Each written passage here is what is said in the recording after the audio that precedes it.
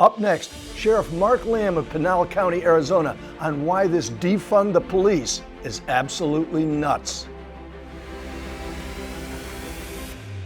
Welcome to another Real American Heroes special edition. I'm Oliver North. Our guest today is Sheriff Mark Lamb of Pinal County, Arizona.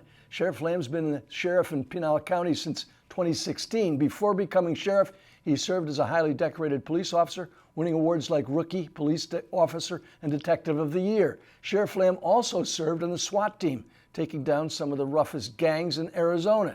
And in his downtime, which is rare, you can see Sheriff Lamb hosting the hit TV show Live PD.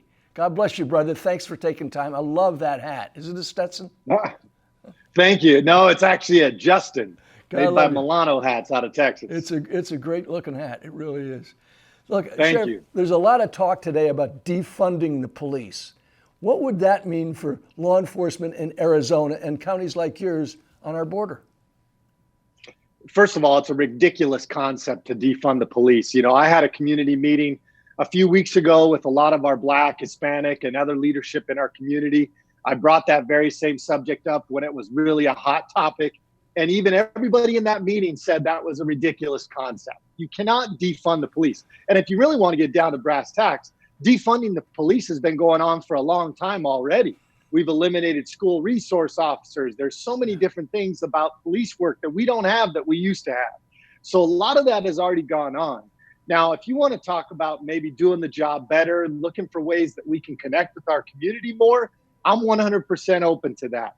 But defunding the police, this is a sales tactic. I learned in sales long ago. If you want somebody to, let's say I want you to end up at 500, I'm going to start you at 1,000 or maybe higher. And then when you end up at 500, it's where I wanted you, and you feel like you gave me a good deal too. So we've got to be very careful. This is clearly the left pushing for one of their agenda items, which is to defund the police. And it's just not, it's not probable, it's not pragmatic, and it's not responsible. Look, just listening to what you're talking about and what you're saying, there's a big call that you hear all the time about more community policing. Obviously, you've done something that bridges that gap between law enforcement and the community. Can you share some of that so some of the law officers listening to this will learn how to do it? Yeah, you know, I've been one that has thought outside the box a lot. Here in Arizona, a lot of these guys endearingly, I hope, refer to me as Sheriff Hollywood, because I'm not afraid to take chances. You know, we took on the Live PD thing. I thought that was really good for not just recruiting, but it was really good for community relations. We did a show called 60 Days In, where we showed the inside of our jail, and that took, you know, some guts to be able to open up like that.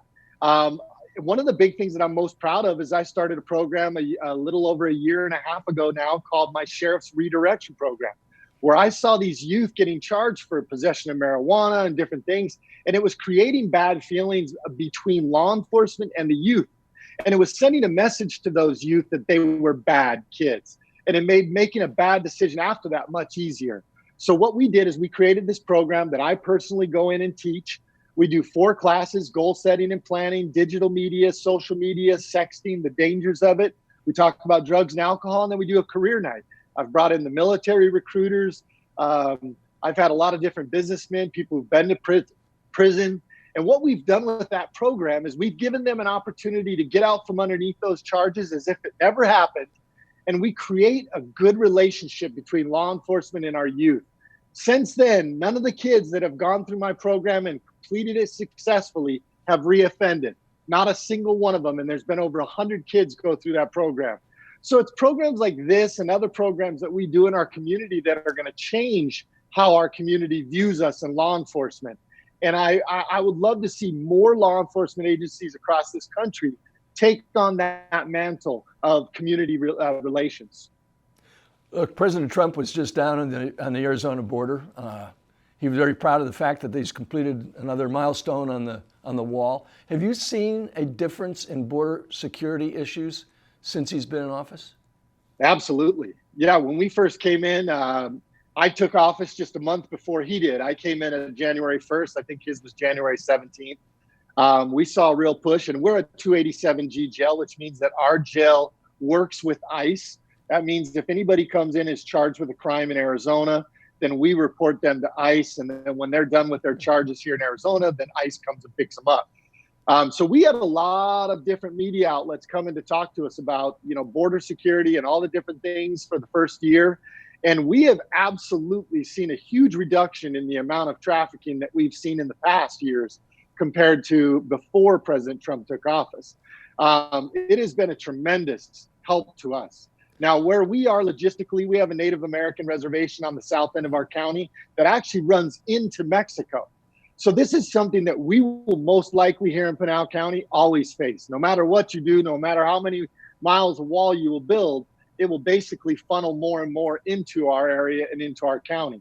So we're cognizant of that, and we're thankful for the federal government for their help they've given us, the increased amount of federal funds that we've seen. It's been a tremendous success, and we've seen a huge reduction in human trafficking and drug trafficking. Now, having said that, it still exists. And that's what my job is, to make sure that as we get into this election year, that people still understand we have a problem and we need to continue to secure our borders and protect America. The networks are now canceling shows like Cops and Live PD, which always struck me as a great recruiting tool. Isn't it going to be more difficult to recruit good cops and deputy sheriffs or law enforcement in general without shows like that? Absolutely. It's going to be harder to recruit with what we've seen recently, with the amount of media coverage trying to tear away at our police forces and our communities. That in and of itself is going to make it difficult. Losing Live PD will be critical for that. I mean, we saw a huge increase in the amount of people that wanted to work here, whether it was lateral officers, people who were already police officers other places, or new officers coming to work here. And we're afraid that that's going to make our job much, much harder. It was already hard. Like, I equate it to this. What recruiting's like is like we're all fishing from the same muddy pond. And most of what we're pulling out is carp and bad fish. There's very little bass left. And we're all fishing from that same little pond. Well, that pond just got murkier and smaller. So hopefully we're going to be able to find more creative ways to continue to be able to recruit. Because recruiting will be hard, and it's a sad thing that we lost that. I'm disappointed. Yeah, we've got snakeheads up here. I mean, you're absolutely right. Look, you've just tested positive for COVID-19. And I did. You want to share with us why, how? Yeah, so I had I'm campaigning. I don't have an opponent, but I believe in hard work and I believe in branding, and you continue to show the people that you're grateful for the opportunity to serve them as the sheriff. So I've still been doing some campaigning. I had a yard sign and I put it out for a yard sign request. And in 48 hours, I had over 800 requests. And so we decided to do it different. We decided to have people come pick it up. So a week or so ago, I had one of those. A lot of people showed up.